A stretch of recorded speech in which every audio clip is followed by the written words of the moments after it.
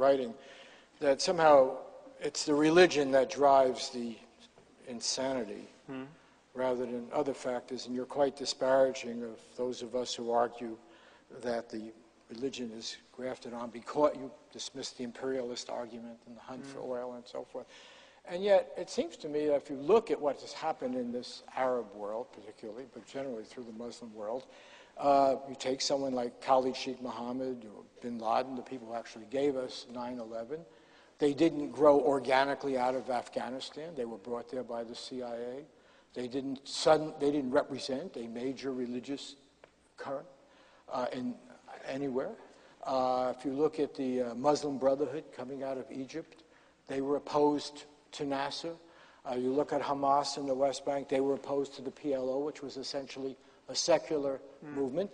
And then the religious movements, as Chris has written, gain currency because they represent a fighting basis or an alternative when the secularists have failed. And for instance, you, in your writing, defended the invasion of Iraq, which was the invasion of a basically secular country. But that's actually not true. I've never defended the invasion of Iraq. Okay, well then I'm glad to hear that. Yeah. But let me, what I thought you defended in your book, and I have the passages, and I don't want to put you on the spot or have you defend the position you don't take, but it seemed to me you had this very broad brush that somehow it is the religion that caused the problems. Whereas from my experience in traveling around this part of the world and covering events, the religion became a response to policies pursued by others. And that, I think, if you take Iraq, you have a very good example of that. Where for all the failings of Saddam Hussein, it was basically a secular society, and in which women were in a better position than they are now. And to take one example. And I think the point that Chris was making is that when you actually go out and see these societies, the mischief came not from a reading of the Quran. The mischief came from very enlightened, rational people, the best and the brightest, who were conducting the foreign policy of advanced nations. Well, I'm certainly not going to deny that we have caused ourselves problems. And one of the reasons why we have been so inept in our foreign policy, I think, has a lot to do with our own faith-based thinking. The fact that we promote people to positions of power who, you know, in the president's case thinks God put him in the White House, and I've argued that that belief logically entails that God did not put him in the White House to make a catastrophic mistake.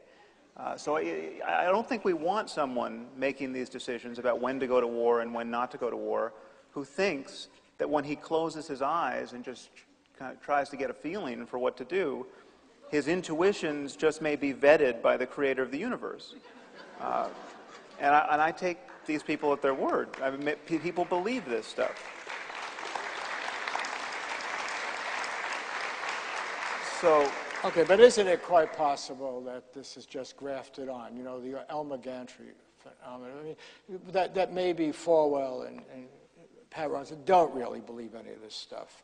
That they use it to hype their own cause. It is true that it's possible. Okay, first of all, I think there's a few variables we have to get on the table here.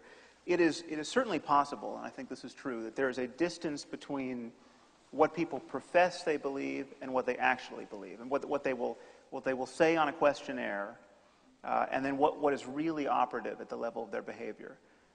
Now, what this distance is, that's something that's difficult to determine in any case. So when you have something like 38% of British Muslims now claim to believe that anyone who leaves the faith, anyone who commits the crime of apostasy, should be put to death. This is 38% of British Muslims. We're not talking about Pakistan or Afghanistan. That's quite an alarming finding. Now, what percentage of them would actually be willing to kill someone who leaves the faith? I don't know. I mean, there's a distance between what you think and what you're actually going to do. But the idea that somehow it is a tiny minority of people who profess these things, who actually believe them, there's no evidence for that. I mean, there is apparently an inexhaustible supply of suicide bombers. People like Chris seem to imagine that the cause of this is not their belief in martyrdom. It's not the idea that that you're going to get everything you want after you die, and there's nothing better than death in defense of Islam, which is what I argue. They seem to believe that it is poverty and economic desperation and lack of education. The reason why we know that can't be true is everything we find out about the kinds of people who hijack planes and fly them into buildings or blow themselves up on the tubes in the UK, they are disproportionately well off and they are disproportionately educated. This goes from the top, from people like Osama bin Laden and Khalid Sheikh Mohammed, who don't blow themselves up and maybe cynically manipulating people who really believe these things. But it goes all the way down through the 19 hijackers, all of whom were college educated. Many of them had PhDs. It goes to the leaders of Hamas and Hezbollah, and it goes down to the foot soldiers who blow themselves up. Your likelihood of dying if you were affiliated with Hezbollah, dying through suicide bombing, goes up if you're better educated.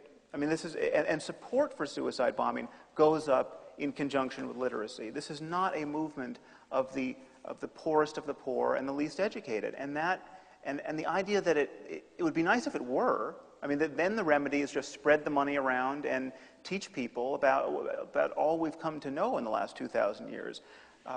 But our situation is quite a bit more sinister than that. It is possible to be someone with the technical expertise, someone who can build a nuclear bomb, and to still think you're going to get 72 virgins in paradise. That's what we should be worried about, that these beliefs really are operative, and the idea that no one believes them while everyone professes them, I think is an act of faith none of us should be willing to adopt.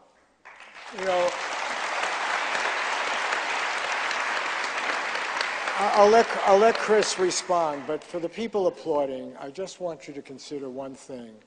No Muslim has ever used a nuclear weapon, and our own people did. Out of the most advanced, reasonable society, we dropped those bombs in Hiroshima and Nagasaki. So it really raises a very interesting question, but go ahead.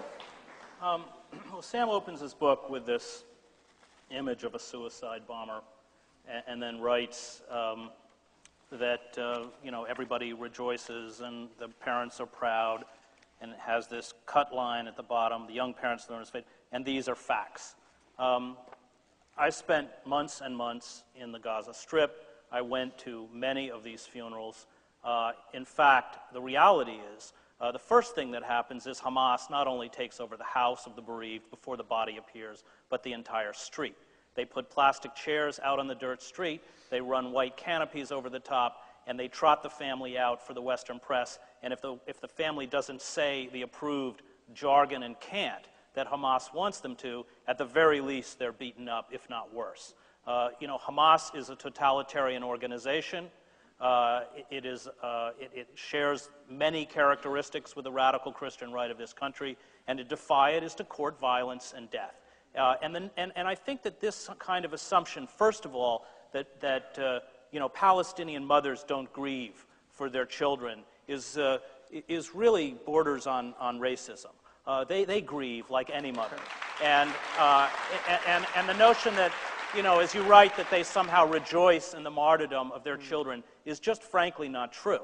Having lived in Gaza and been in the houses, I've seen mothers who don't speak for days. The devastation that is visited on parents by the loss of a child is universal, first of all. Second of all, most of the suicide bombers in Gaza do not come from the middle class. They come from the refugee camps. The suicide bombers of 9/11, who I investigated for the New York Times, I covered al-Qaeda based in Paris, in Europe and North Africa after 9/11.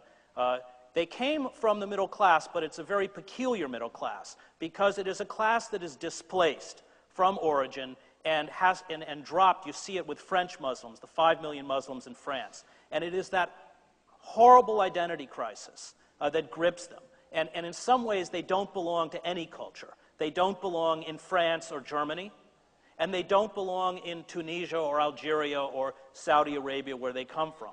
And it is that identity crisis that propels them into the arms of radical preachers who promote this utopian vision. It is that search for identity